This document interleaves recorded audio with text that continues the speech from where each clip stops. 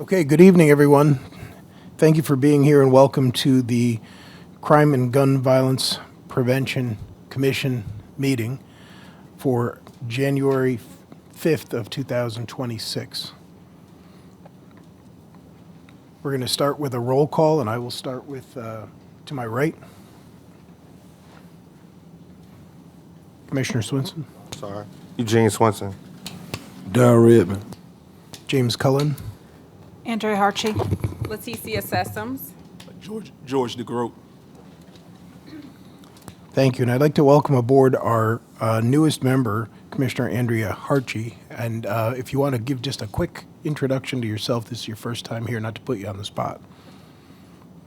Background, whatever. Again, my name's Andrea Harchie, and I spent 20 years as a firefighter and a paramedic, so I have seen a lot of gun violence firsthand, the aftermaths of it. Moved to the city of Portsmouth about 2.5 years ago, and have just been slowly along the time I've been here getting involved in things going on in the city to try to improve our city. Thank you. Thank you for being here. Has everyone had the opportunity to look at the minutes of the November 17th? That would have been in December. There's a typo in our notes. Our December meeting minutes. And if so, can we get a motion to accept the minutes? Motion to approve. Second. All in favor? Aye. Any opposed? Thank you. I'd also like to, for the record, record that in the room with us is Councilman Vernon Tillage and Councilman Mark Ugel, who are liaisons, and City Manager Stephen Carter. Thank you for being here with us tonight. With the exception of the typos that I've noticed in here, can I get a motion for adoption of the agenda? Motion to adopt. Second. All in favor? Any opposed? Okay. So we'll adopt with the request that we have this updated to reflect that we gave the approval for the December meeting minutes. Thank you. And an update on the email access. And the one quick thing I can say is I have passwords in my possession at the moment for Commissioner Swinson and for, I can't remember who else I've got them for. I've got two of them with me. Commissioner Redmond. Yeah, so I've got your passwords with me, so I'll get them to you. But can you give us any other updates on the email access? Okay, I want to offer some clarity on the emails. So what the commissioners have, what you have are cloud accounts. So you aren't able to access your email outside of a browser. So you go into your browser, log into Outlook through your browser. So that's what it was. Commissioner Andrea, we're working on getting your account set up. So I put in a new ticket, just a separate new ticket for that today. So you'll see at some point soon, I'll send it to your personal email. And then please make sure you are resetting your passwords every 90 days, because what I believe happened was the email set so long when you got that admin message, for the few of y'all who had that admin message, like cannot reset, there was never an initial reset. Does that make sense? So make sure you're every 90 days, you're logging in and you're, resetting, because sometimes, like for instance, I'll give you an example with Eugene. Sometimes I just call Eugene. I don't always say, "Oh, check your email," So let's make sure we're resetting our emails every 90 days. Did y'all have any questions about where we are with emails? So far, everyone is good to go. Either they have accessed their email, or they have the password to be able to access their email. Because I've been working with IT to make sure that's situated. So like George, yours is I emailed it to your personal email, and then Eugene and Darrell, I sent yours. Okay, you were able to get in. Okay, so those. Yeah, it won't go on the phone. No. Darrell, were you able to access your email? Not yet. Okay. Okay, good, okay. Okay. Okay, so that's the update. I think we're all good with emails. Moving forward, everything will go to your city email. So I will no longer be copying any personal emails because we do want to stay within, Excellent. FOIA compliance. Excellent, thank you. And you should, I'm able to access it from my phone, but I go to a browser first. You can't open Outlook on your phone, but you can go to a browser, open the browser, and then use it from within, as I understand it, so, okay. Okay. Any committee updates? Nothing heard? Okay, in the room with us, we have Jenny Hodge, who is the Executive Director of Tidewater Youth Services. And in some conversations with Sarah Ray, Commissioner Ray, we learned of the existence of a juvenile conference committee for the city of Portsmouth. So Ms. Hodge has agreed to come in, and she's brought with her Tim Heiler, who's the program manager for the juvenile conference committee. And it's something that's kind of near and dear to my heart, since I am the product of, it didn't work the first time or the second time, but the third time was the charm after my third arrest. Going before juvenile conference committees and having my life redirected a little bit. So I'm excited that one's coming to Portsmouth, and I would appreciate if you could educate us about Portsmouth's version of this, because this was in New Jersey where I was doing this, and also, especially for the audience, to let folks know of the ability to get themselves involved in this if they so choose. Absolutely. So Tidewater Youth Services Commission has been around since 1977. City of Portsmouth is one of the founding members of the commission. So commissioners that the city appoints to our commission board for you all is Alex Torres, who's the Court Service Unit Director, as well as Sania Manigault, who is the Director of Social Services. So if you ever have anything that you need to get before them, those are your two representatives from the city of Portsmouth. I hope Tim has the answer to the question of how long the Juvenile Conference Committee has been in existence in the city of Portsmouth. But it is one of our best premier program in terms of true prevention work, as well as early intervention for 12 to 18-year-olds who are on that first-time offense. Excellent. We run it for not just Portsmouth, but for the 5th District as well. And Tim will be able to share more. Tim Heiler is the program director of our community-based services, which this program falls under it. So I will turn it over to Tim. Thank you. And I'm going to skirt that question because I'm not exactly sure when. I joined the commission in 1999, and we were running the Juvenile Conference Committee program here in Portsmouth at that time, and I know it was at least a few years prior to that the program actually started. So it's been around actually a very long time for us, and has been very successful for a very long time. So we are looking for Juvenile Conference Committee volunteers, and I'll talk a little bit about that and what that entails. But I thought first I'll talk about the program and what the program looks like, and then we'll get to that part. So our Juvenile Conference Committee is a restorative justice program for youth who have committed misdemeanor or status offenses. So this is not, we talked about gun control, things like this is not on that end, this is on the other end of the spectrum. So it's for youth who have committed status offenses, like I said, or misdemeanor offenses. And the aims of the program are to hold the youth accountable for whatever behavior it is that got them before us, and also to have them go through, complete a contract, and put themselves back in good standing with the community. So it's a restorative justice program, but it's not one that includes the victims. They don't meet with the youth. It's really, we're restoring them to the community. So, and that's where the Juvenile Conference Committee volunteers come in. It's a 120-day program, so it's a rather brief program, and it is a voluntary program. So the way it works is a youth commits a misdemeanor or a status offense, and the officer will file a complaint against them, and the complaint will come into the court service unit, into the intake probation officer. And at that point, the intake probation officer has a couple of choices. They can either deal with it formally by sending the complaint to court, at which time it actually becomes a petition, and now the youth has a formal charge against himself or herself. or they can deal with it in an informal way, and one of the ways to do that is to send it through the Juvenile Conference Committee. But the victim of whatever the situation is must also agree for the complaint to come through the Juvenile Conference Committee.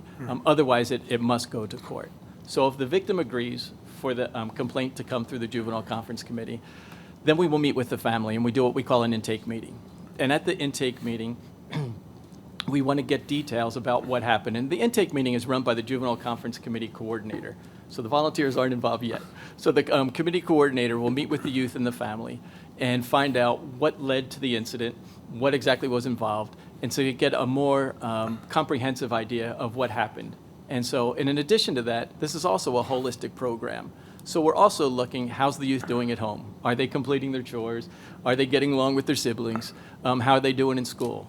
Are they attending school regularly? How are they doing with their grades? Do they need any extra support in school? And how are they doing in the community? So we gather all of that information, and then at that point, it's still a voluntary program on the behalf of the youth and the family. They can choose to either come through the Juvenile Conference Committee, or they can choose to actually go to court. The benefit for them for coming through the Juvenile Conference Committee is if they complete the program within that 120 days, they never have to go before a judge. They don't even have a formal charge on the record. It stays just as a complaint, and it will show on the record that they successfully completed a diversion program with a complaint. So that's the benefit of actually coming through our program. So if in the intake they decided, yes, I'd rather come through the Juvenile Conference Committee, and the overwhelming majority of them do choose that rather than going to court, then we set up a hearing. And it's the hearing is where the volunteers come in. So the hearing takes about 45 minutes to an hour, and it's a one-time meeting, and it's run by the Juvenile Conference Committee coordinator, but they sit as a panel with the JCC volunteers. And so this is where we're looking at folks who have a vested interest in the community. They may work in the community, live in the community, or just are somehow tied to the community. And so we have the JCC coordinator, and at least we'd like to aim for a couple of volunteers to sit as a panel. And at this hearing, the youth comes in, and again, we review what the complaint is, the circumstances surrounding it, and also, again, that holistic approach. How are they doing at home and in school? And whatever other questions that the volunteers might have, so they can ask any questions to get a clear picture of how they want to proceed. And once we've gathered all that information, then it's up to the Juvenile Conference Committee coordinator and the volunteers to decide what they think are appropriate interventions at that point. And so they create what we call the JCC contract. And so the JCC contract can have any, really it's only limited by our imagination, but typical things we might assign a youth are some community service. And it's not just community service to make them do work. We want them to actually get something out of the community service. For instance, we've had some youth that are really interested in working with animals, and we might pair them up with the animal shelter so they can actually do some work there. And we've done other things. The youth who was interested in the medical field, we actually had them doing some time ago working at Maryview, doing their community service hours there. So we try to make it a real beneficial and educational kind of opportunity for them to do their community service. They may have to write essays. They may have to write apology letters. Each of our youth that come through Portsmouth, we have them go through our one-time class we call Youth in the Law. And it goes over the Code of Virginia and some of the common charges that come through our program, like assault and battery and conduct disorder and things like that. And we also talk about compensatory school attendance and things too. So they have to attend this. It's a 2-hour program that goes over these things. But then, like I said, anything else can be on there. And so we also ask the parents, is there anything in particular you would like to see on the contract for your youth? And so sometimes parents will say, hey, my kid's not going to school regularly. Can we make that one of the sanctions? And so we'll add that to the contract too. And so once we create the contract, the youth has 120 days to complete whatever it is that they've been assigned. And again, if they successfully complete it, they don't go to court. We let the court service unit know that they've successfully completed diversion, and that's the end of it. And that's the whole idea, again, to hold the youth accountable, but also give them an opportunity to restore their good standing in the community. If they don't complete the program within that 120 days, then it will go back to court, and it will become a formal charge at that point. So the role of the volunteers, we're looking for volunteers who can sit in in the committee hearings, we're asking for folks to maybe do it once a month. It's usually what we try to do a couple of hearings, so maybe 2 or 3 hearings at a time. So maybe we're talking 2 or 3 hours once a month. If they want to do more, they can always do more. If they need to do a little bit less, that's fine too. And so we coordinate that with the volunteers. And so again, we want people who are a part of the community. One, it's a nice way to show the youth that the community is paying attention and that the community cares and that they're invested in helping these youth and helping them do better. And it's also, it helps us to be as creative as we can to go ahead and provide services for the youth that are meaningful to make sure that they don't come back. So like I said, we've had this program since 1999. It's been very successful. We were just talking about our outcomes for last year. We do recidivism studies every year for this program, and for the fiscal year 2024, we only had 5% of the youth actually came before the court service unit for new charges or a new complaint. So, so it's actually been a very successful program. I think Excellent. that's my overview. I don't know if anybody has any questions. Sure. So to open, I'm curious, where are the hearings held? Great. Right now, we're doing the hearings at the court service unit. We do afternoon hearings. Thank you for asking that. We do afternoon hearings. We can also do evening hearings. We've done them at our agency on Airline Boulevard. In the past, we've done them in some of the local churches, and also in the summertime, we've done them at some of the schools too. And so we try to be as accommodating to families as possible. Sometimes transportation is an issue for our families, and there are times where our JCC coordinator has actually picked up the family and brought them in to be able to do the hearings as well. And what are the typical charges that you find? I know they're probably all across the board, but what sort of things on average do you see coming in? Sure. Some of the common ones we see assault and batteries. Unfortunately, some domestic assault and batteries, others are fights in school. So assault and battery we see conduct disorder, and a lot of times those are just for events that happen in school where they're disrupting the school day. We get petty larceny charges are kind of common. We might get some curfew violations, possession of tobacco, things like that, some of those other status offenses. And as far as the community service, what's a typical duration? I don't want to say sentence because I know this is an alternate, so. That's right. What would the number of hours or other measurement? Sure. We max them out at 50 hours. Depending on it, sometimes we go by the kid's age. If it's a 13-year-old, we might give them 13 hours. But it depends, again, on the nature of the complaint that brought them to us. And so typically they run really 10 to maybe 20 hours is the norm, but it can go as high as 50 hours. And sometimes, again, we don't want to do that as a punishment, but it might be, it's youth is in the summertime and they have a lot of free time, and so they're looking to tie them up, and especially if they can connect them with a nice nonprofit organization or something to keep them busy, so they might give them some more hours to go ahead and complete those. Any questions for the rest of the panel? Commissioner Redmond. How you doing? Hi. Great presentation. Currently, how are those kids referred to the program? So they're actually referred by the court service unit. So once a formal complaint is filed, it goes into the intake probation officer at the court service unit, and then it's the intake officer who decides, again, whether they want to address it formally by sending it to court or sending it to our program.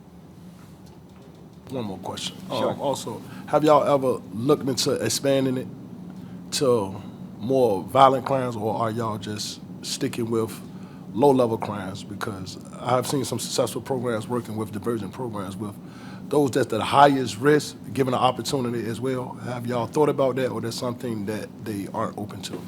Sure. I think it might be by statute. I'm not quite sure, but I think they're limited to misdemeanor and status offenses. So the only way a felony charge could actually come to us would be the Commonwealth's attorney would have to actually approve it to come through us. So, so I know that's part of the design. Sure. Please. The Juvenile Conference Committee was initially classified as a diversion program. So that was driven by the code that the youth had to be diversion eligible to be sent.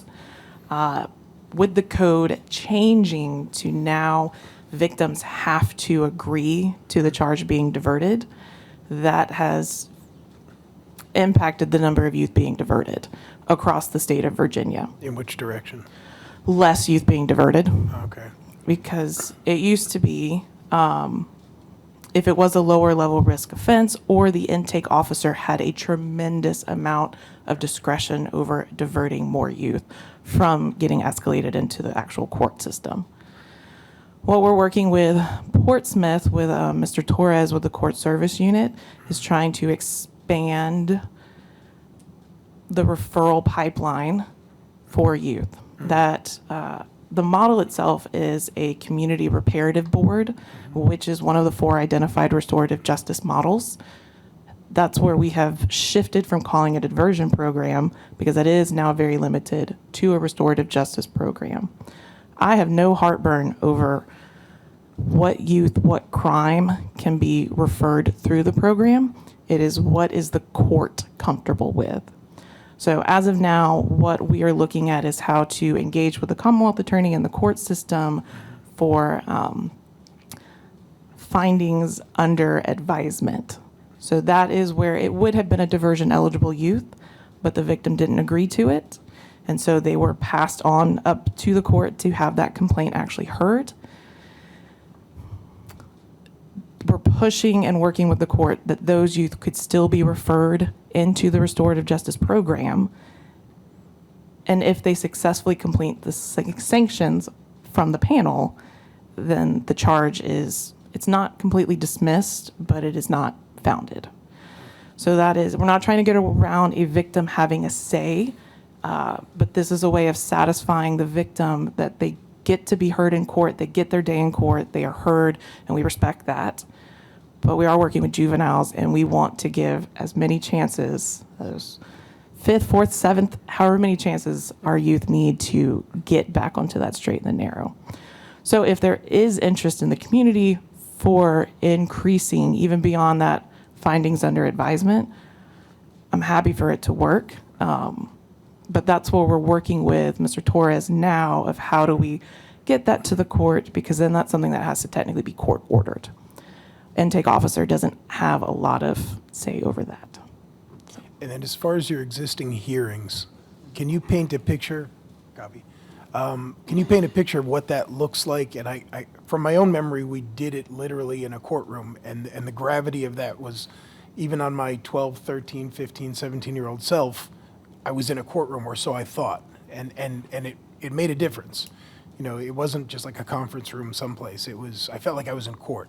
And I'm curious what it looks like in its current form.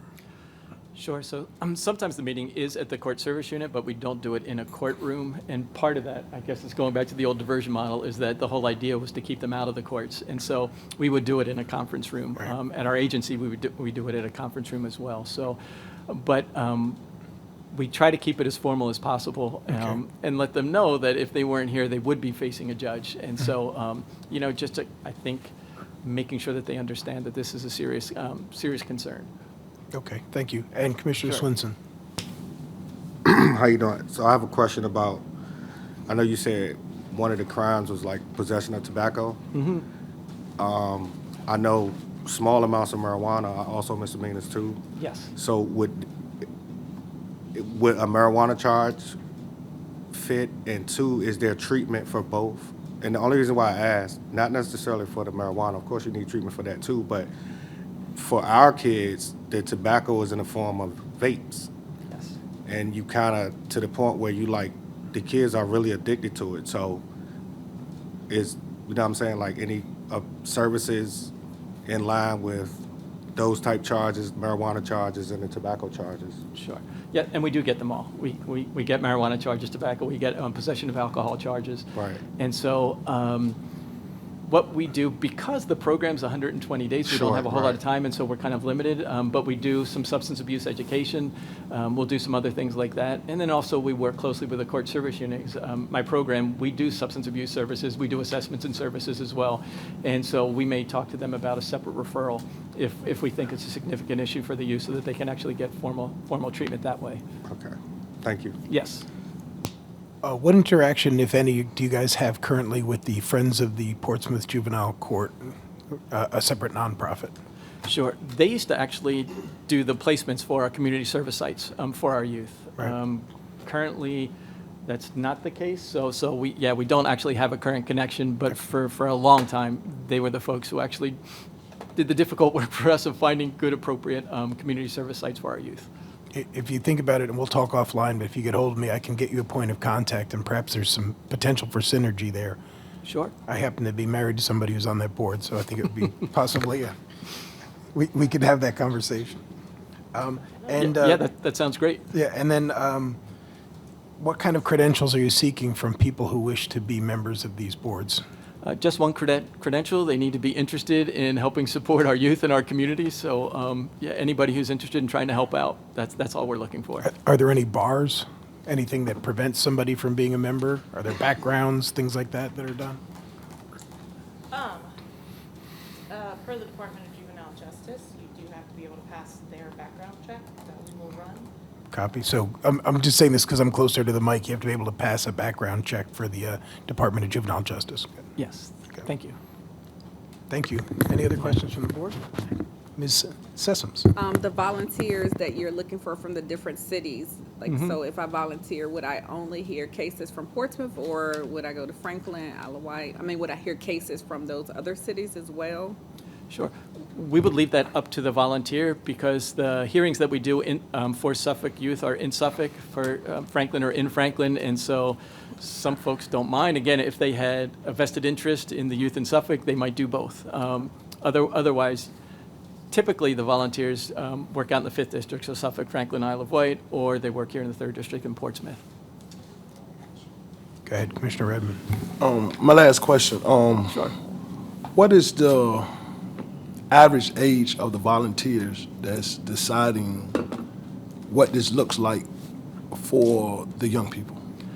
Boy, over time, we've had everywhere from young adult to 70-year-old plus retirees. So we're looking for all ages.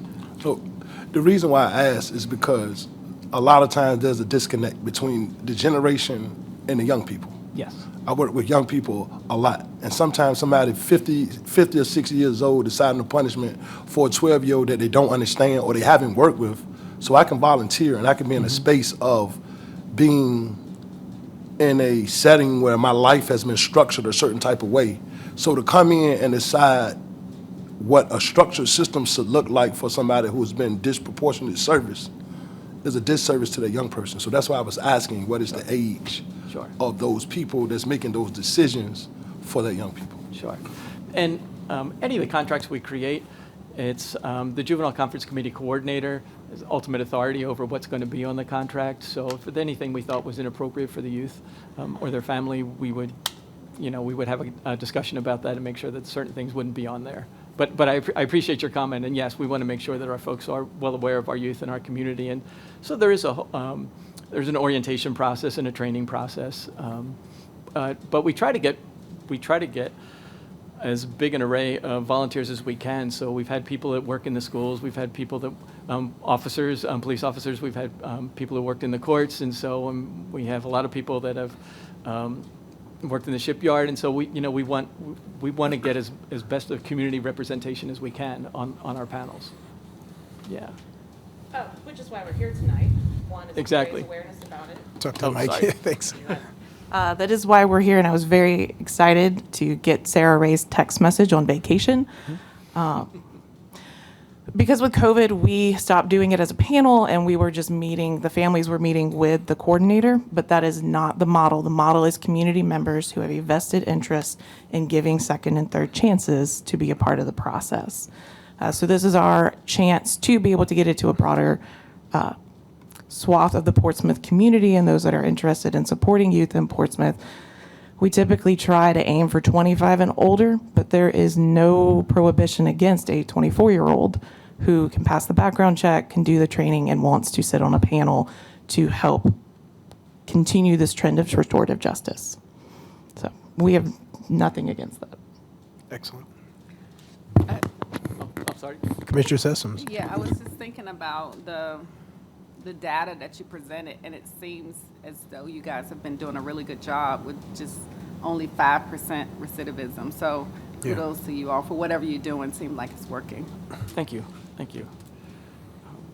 You know, and we say for volunteers, I really feel like this program is a nice bang for your buck if you only have a few hours that you want to volunteer. So, Yes. so we're not asking for a full day, we're just asking for a few hours. And I think it can be really impactful for our youth. And so it's really something. So I've conducted many of the hearings myself, and just seeing the kids interacting with the volunteers and getting, like, they get that connection that there is another adult here who's watching out for me. And so, you know, sometimes our kids might tune out their parents, and they might tune out us, and they tune out their counselor. But to have other community people giving the same message that, yes, we're here, we're concerned, and so we want to help you out. And you're worthy enough for us to hold you accountable, too, for the behaviors you've done. It's really neat to see that interaction. And so, you said they have to be Portsmouth residents? well, not once have upon to- a time, we used to say that. No, really, you just have to have an investment in the community. And so, Okay. yeah. And you know, we have just a number of really good anecdotal kinds of things. We have kids who contact us later. I just got a text from a youth just a couple of weeks ago who came through our program last year. And in addition to some of the other things we were doing, I met with him regularly, did anger management work with him. And so he just wanted to text me and just said, "Hey, Mr. Tim, I just want to let you know I'm in the Army now and things are going really well." He said, "I'm chill. Everything is nice and easy." I'm thinking, you just joined the Army. Aren't you working? But he said, yeah, he really kind of turned himself around and just wanted to let us know that he was doing a good job. And he said, "Hey, please let my volunteers know too." Excellent. And Oh. any other questions from the panel? So just anybody who's interested, you can call me at the commission. I don't know. Oh, yes, on the flyer that we passed out to all of you, there's actually a QR code that you can go to there and contact us. And so we can discuss the program further with anybody who has any interest in it and let you know what the next steps are. And if you are interested, then we'll have you come into the commission and meet with our human resource person to go ahead and start the background check and everything as well. Excellent. And we'll get, if you can get me that flyer electronically, we'll get it to our AV folks, and perhaps they can plug it into this broadcast so it'll pop up on the screen, or we'll have it somehow available to the public. Perfect. And Sarah Ray already emailed it to you. okay, great. And then I think there's a couple of opportunities for collaboration here. One of the other hats that I wear is the Military Affairs Committee in the city, which is why I was asking if they have to have actual residency in the city, because we may have some military members who'd be willing to volunteer to be participants in this. Secondly, those military volunteers do several thousand hours of volunteer work in the city for nonprofits, and it might be beneficial to have, and we could work this out, to have some of your young people working alongside these mid-20s military members as potential role models, and many of them have stories similar to mine that they found themselves on the wrong path but got themselves on the right path. So love to talk to you guys offline and see what we can set up. I think that would be great. And I see that City Manager, Mr. Carter, had a question. I just want to make sure that they gave some information about how to get in contact. Okay. We hadn't talked about that yet. I want to make sure that. Excellent. So we have your contact information. Any further questions from the panel? Thank you guys very much. It's great knowing about this resource, and it's great knowing that this is available to both as people who want to volunteer, but also available to our young people. So thank you so much. You're welcome. Thank you. Okay, so we're going to move into new business, and I'm going to do a lot of this for the benefit of Commissioner Hartshey, who was not present for some of the discussions in the past. At the beginning or the creation of the commission, there was discussion as to whether or not to have any sort of public speakers. And initially, we seemed to be heading down that road, and we generated a set of draft speaker rules, which would mirror almost identically the ones used by the City Council. At the time, the decision was to hold off and to try to get that communication through participation in whether it's neighborhood meetings or neighborhood boards, civic leagues, things of that nature. But it's been a year, and Commissioner Redmond brought the topic back up this evening, and we have some new members on the board. So I believe he wanted to discuss that and perhaps make a motion. So Commissioner Redmond. Yes, my motion. So after speaking to the community, and I know a lot of times I haven't been on a committee yet. He's in the process of giving me one. I talked to a lot of community members, and they want to speak because whenever I asked them, I said y'all could say whatever is going on. And what was relayed to me was that they're telling some people some things, but it's not being heard. So my thing was, how do we allow them to allow their voice? So if it's in agreements with the commission and people there, I would like to put a motion to with stipulations and however it needs to be written and done, to put a motion to allow speakers to speak at Crime Commission. So are you looking to make that motion? Yes. So can I recommend that the motion be to adopt the speaker rules that had been drafted in January of last year that the committee looked at previously, which mirror the city council's? I would like to make a motion to Do what I just said. do what he just said with changing, because we have been a year, so some of those things out there may need to be switched around with the speaker rules in regards to it. Yes. So there's two ways we can go forward, and maybe the way to, I hate pushing things off, but we should probably give the opportunity to the new members of the panel to take a look at those. And so what I'd recommend at this point is that we distribute those and let everybody have a chance to take a look who has not yet seen those. And then, we can make that a top priority for next month's vote, if that's good with you. So, go ahead. I don't know if it's just me that needs to review them, but I've been to enough city council meetings. I'm pretty familiar with what the rules already are for the city council meetings. I'll ask Commissioner DeGroot on that one. Say again? I would need to review. He'd like to review first, so. Okay, so I think there's merit to this, and also just for purposes of discussion, this in no way changes the obligation of, and the availability of people to come forward at whether they're neighborhood watch meetings or civic league meetings or other meetings where people might want to speak privately with somebody off to the side. But, I believe that there is value to having someone be able to stand up here and not only speak to us, but able to speak to the public via the cameras. I think that there is value to that. Some people will not want to do that for obvious reasons, but others will. So, I will ask Chantel if you can resend the version that we'd reviewed and made one minor change to in January of last year. And if that is, if you have that, if you can send that out to everybody, that can be on our agenda for next month. Thank you, I appreciate it. And then the second item, at last month's meeting, I discussed the possibility of us making, as an advisory group, making a recommendation to the city council and to the city manager that the police department absorb or take over the enforcement functions of the parking authority. I say that as the chair of the Parking Authority's Advisory Board, and we happen to have a second member of that panel who's here with us tonight. So this is also news to her. She didn't know that this was happening because she wasn't at that meeting. However, one of the things that we've been doing for quite a while on the Parking Authority Board is to attempt to professionalize the appearance of the parking enforcement agents, I believe the title is, or technicians. After using the same model that many cities use of having their parking enforcement personnel have the ability to do more than simply parking enforcement. They can process abandoned vehicles, they can tow cars, they can direct traffic during special events, things of that nature.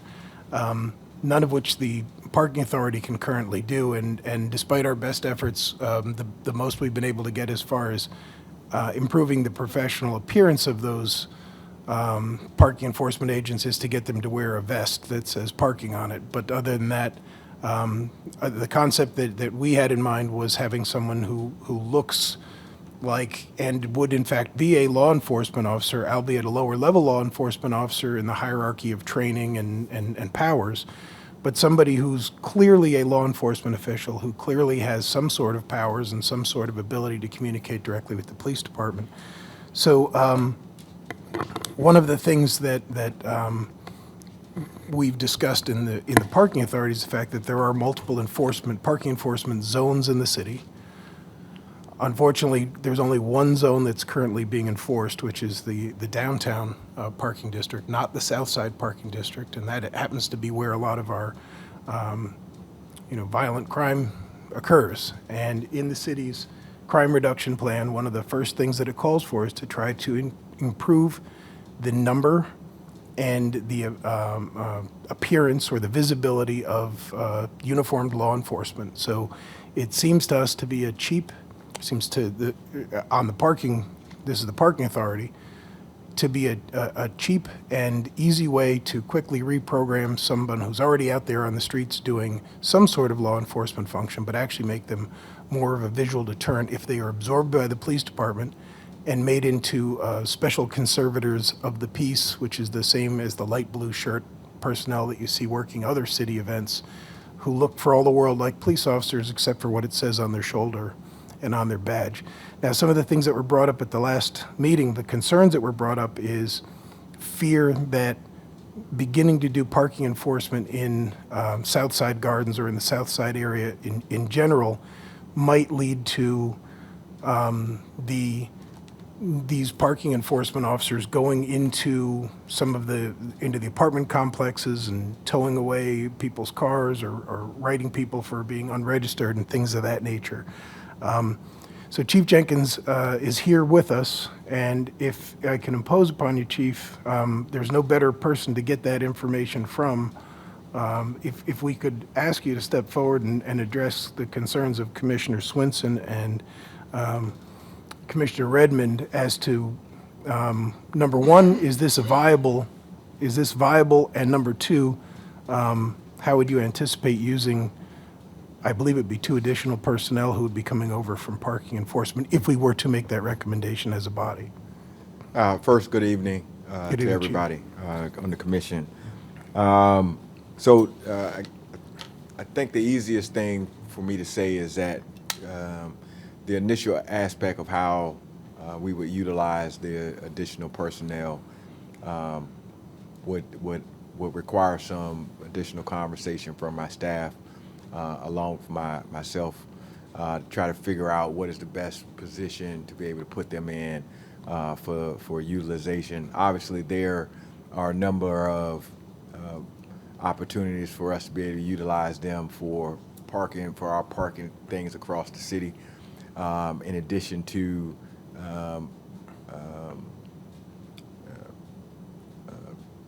some other challenges that we have. But as it relates to parking complexes and things of that nature, those complexes are generally private property. And because they're private property, we generally don't enforce anything on private properties like London Oaks and things of that nature. And that they're very similar to the same. However, when you look at street parking, which is in those particular areas, oftentimes the biggest issues that you have during the day would be your shipyard personnel that are parking there. And most of the time there's signage in those areas that have been put there to deter, because they literally take over the parking and that the actual residents can't park in those neighborhoods. So, there are some opportunities there, but one other thing that you also have to consider is that our individuals that park in those areas are also some of our highest vandalized individuals, because many people know that they're actually at work during that time frame. And so there's a lot of times when we do have larceny from motor vehicles. People leave the doors unlocked. Thankfully, it doesn't happen, every day, but it does happen. So again, the biggest opportunity for us would be just some additional personnel, eyes and ears on the street, And unfortunately, enforcement is and part of, the police department and its personnel's responsibility. All right. And would it be fair to say that at this point, if the general public is unhappy with parking issues, the police department is getting the phone calls regardless of whether those people work Yeah, for you? for the most part, yeah. A lot of that falls to us, whether it be one of the biggest issues that we generally deal with is illegal parking of tractor trailers, dump trucks in neighborhoods. And some of it is just educational parts for us. But again, that falls to, when in the level of priority for calls for service is not something that is the biggest priority, although an issue, but it's not as the biggest priority for the officer when answering calls for service. And so that call generally gets pushed a little bit further down, which adds to additional frustration for the citizen who called, because to them that is the biggest issue that they want addressed right then. And could you just spend a second describing what these parking enforcement SCOPs or whatever they would be would look like?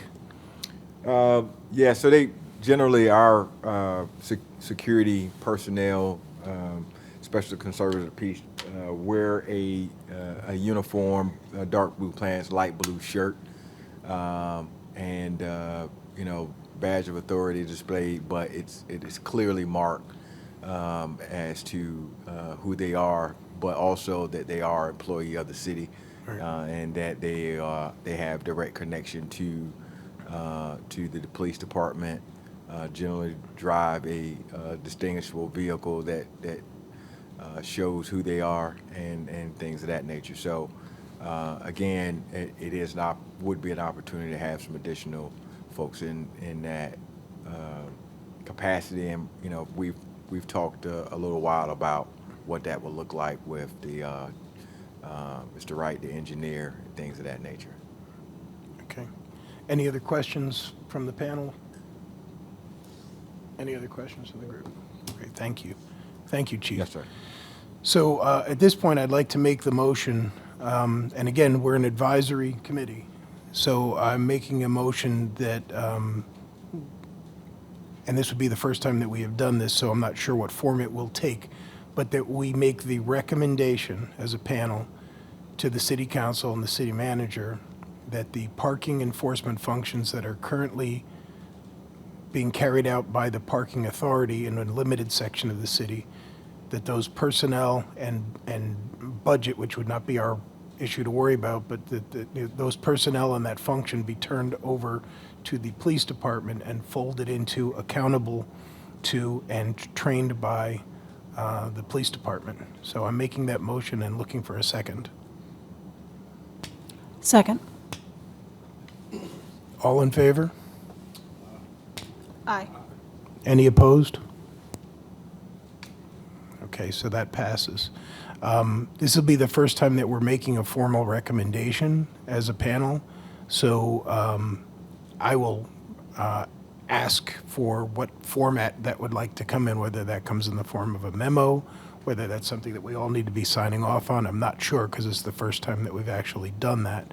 But we will, considering that passed, we'll research how we want this to go forward, and this sort of sets the tone for us being able to make other recommendations. And I think that at least quarterly, I know that we're required to do this annually, but I think quarterly we should be making recommendations to the city for things that, as a group, we've collectively learned and we feel need to have action taken on. That doesn't hold the city to anything. It's just us advising the city of our sense of how things could be improved. So thank you, everybody. Any other new business? Okay. Go ahead, Commissioner Redmond. First of all, I was to say Happy New Year. I'd like to thank the city, thank the chief, thank all people that's in part. We had drastic number decrease in gun violence over our city. City worked together collectively, done a whole lot of great work collectively as a unit. And also, I want to let everybody know that we're in the process of meeting with the lady, Miss Arissa from New York. She worked with the National Survivor Network, and On the 30th and the 31st, all survivors of gun violence, she's coming in town to work with the mothers and anybody who's a survivor. So they'll be in town. Very good, thank you.